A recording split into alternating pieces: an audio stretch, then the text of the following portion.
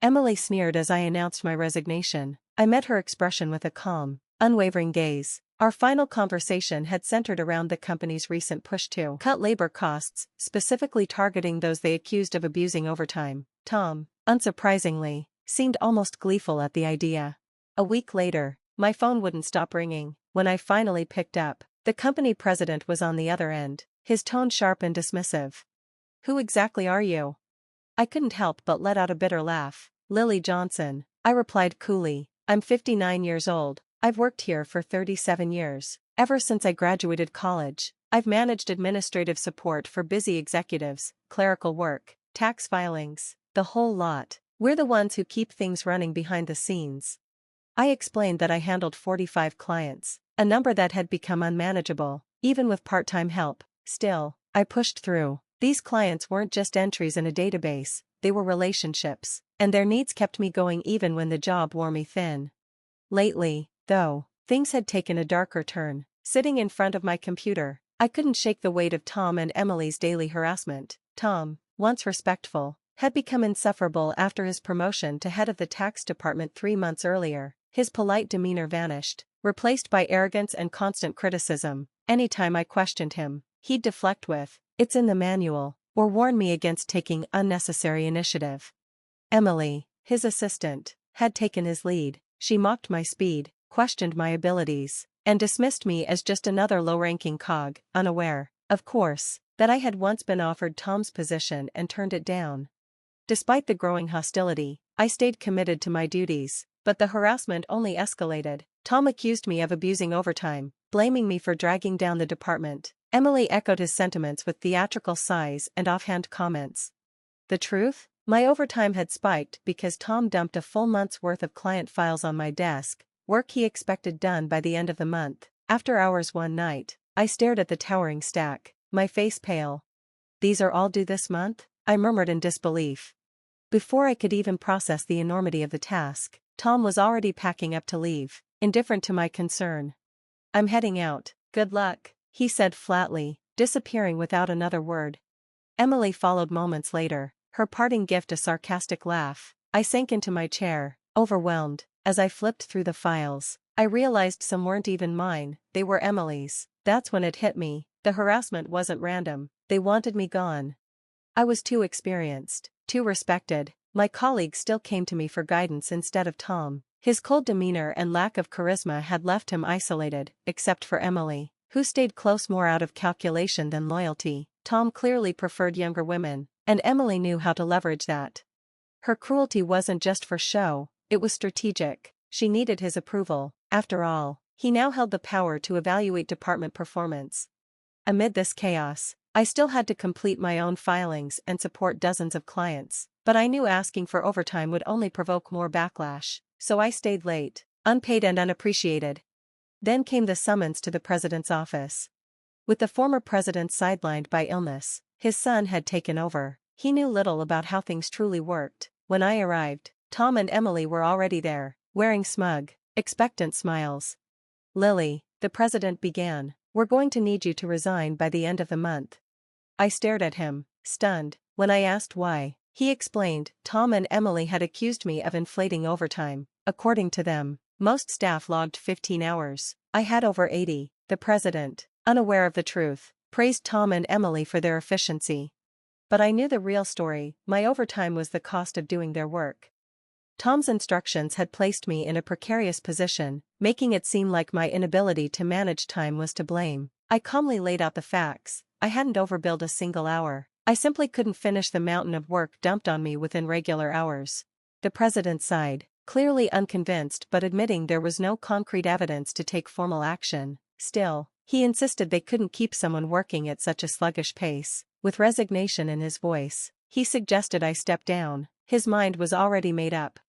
After 37 years of unwavering commitment, I was being shown the door. All the extra work I had taken on, Tom and Emily's work, was unseen, unacknowledged. I accepted the inevitable, reiterating that I had already announced my departure. Tom and Emily exchanged smug looks, their satisfaction palpable. As I exited the office, Emily tossed a sneering "thanks for quitting" over her shoulder. I met her with a silent glare. Tom, too, gave me a self-satisfied nod. smug in his belief that I had been milking overtime at the company's expense. Watching them laugh together, I turned my focus to wrapping up my duties. I drafted handover documents for each of my clients and arranged in-person farewells where possible. For those I couldn't meet, I wrote letters, personal, thoughtful, and clear. The president, predictably, was unavailable.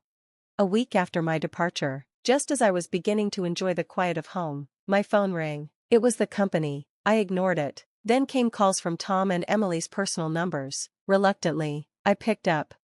The president's voice came through, frantic. "Who exactly are you?" With a touch of sarcasm, I answered, "Just an unemployed woman who used to work at your company." He wasted no time. "Please, come back. There's chaos. 49 clients have called to cancel their contracts. We need you." Reluctantly, I returned. Tom and Emily were waiting, both pale and haggard, dark circles under their eyes. I was taken aback by how much they had deteriorated in just a week. "What happened?" I asked. Tom shot me a glare. "What did you do?" "Clients are canceling, yours and others we hadn't even on board yet." Emily looked equally shaken. "You didn't have to sabotage the company. I thought you were better than that." Their assumption stung, but I hadn't done anything underhanded. Still, I had a feeling why the clients were leaving. "They didn't stay for the company," I murmured. "They stayed for me." Tom didn't want to hear it. "You're coming with me," he snapped, dragging me to the president's office. Inside, the president looked up with weary eyes. "I need to know why this happened." I took a breath. "Our clients didn't need us. They could have gone to cheaper tax firms. They stayed because of the personalized service I provided. I knew their situations. I helped them save money. They trusted me." Tom scoffed. "You think you're that valuable?" Emily chimed in, sarcastic as ever. "Clients only liked you because you pampered them." Unfazed, I continued. "My work wasn't about coddling. It was about understanding. I offered tailored strategies, not cookie-cutter solutions. That's why they stayed." Tom waved me off, insisting that their manual-based operations were more efficient. The president, however, looked thoughtful. "Actually," he said, pausing, "my father called me. Some of the clients who canceled reached out to him, asking him to bring you back. I had no idea they'd go that far." He looked directly at me. "My father told me the tax department thrived because of you. You didn't just manage your own clients, you helped with others. He said your knowledge far surpassed Tom's." He turned to Tom and Emily. "In fact, my father mentioned that if Lily hadn't turned down the promotion, she would have been above both of you by now." Emily's face froze. The idea that I could have been her superior rattled her. The president's voice softened. "I'm sorry for how I treated you. I didn't realize. Would you consider coming back?" His words carried weight, but I hesitated. Before I could answer, Tom stepped forward, anger flaring. "This isn't fair. You're choosing her over me?" he spat. Emily backed him up, praising his leadership and calling his treatment unjust. The president didn't flinch. "We've had multiple complaints since Lily left. It turns out Tom has been offloading his work, including Emily's, onto subordinates, preparing declaration forms that weren't theirs. It's ironic, considering he called Lily a salary thief." Tom's face turned ashen. Emily looked stunned. "And one more thing," the president added coldly. "We've also received rumors about your inappropriate relationship. You might want to prepare for an internal investigation." Tom fumbled for a defense, insisting he was simply mentoring Emily in his role as her superior, but the president remained unmoved, producing receipts from the accounting department. He laid them on the table, lavish dining expenses all filed under Tom's name. Faced with hard evidence, Tom broke into a nervous sweat, unable to offer a coherent explanation. Emily, pale and silent, winced as the president calmly laid out their offenses: dereliction of duty, falsified expense claims, and an inappropriate relationship conducted in the office, while both were still married. Without raising his voice, the president delivered the verdict: "You're both dismissed, effective immediately." Panic overtook them. "I have a family," Tom pleaded, nearly shouting. "I can retract the expenses, just give me another chance." Emily's voice trembled. "Please, I'll apologize. I didn't mean to hurt anyone. I was afraid of being fired. I'll take responsibility." Their desperation was pitiful. I stepped in, offering a piece of advice that had been long overdue. "You should stop resisting," I said evenly. "It's undignified." Tom's face twisted with rage. "Shut up. What would someone like you, someone single, understand about real responsibility?" I met his glare with calm resolve. "You got me fired," Tom, this isn't punishment, it's karma. Actions have consequences. Maybe it's time you took a good look in the mirror. Tom looked away. Emily bit her lip, eyes downcast. I turned to the president. Would you like me to share the rest of what I know? Tom and Emily erupted in protest, their voices frantic. I ignored them. Wrongdoings don't stay hidden forever, I said. Face reality before it worsens. At those words, they dropped to their knees, silent, broken. The president, now resolute, gave the final order: you're both terminated. Leave your badges and exit the premises immediately. Later, I shared the full extent of their misconduct. Tom had faked business trips to spend time with Emily. Together, they had targeted and bullied colleagues they disliked, dumping last-minute tasks, assigning impossible deadlines, and reprimanding employees behind closed doors. I'd tried to shield a few, but their toxic grip had driven many away. Those who left had since found better workplaces, and though they once asked me to stay silent, I now felt it was time to speak.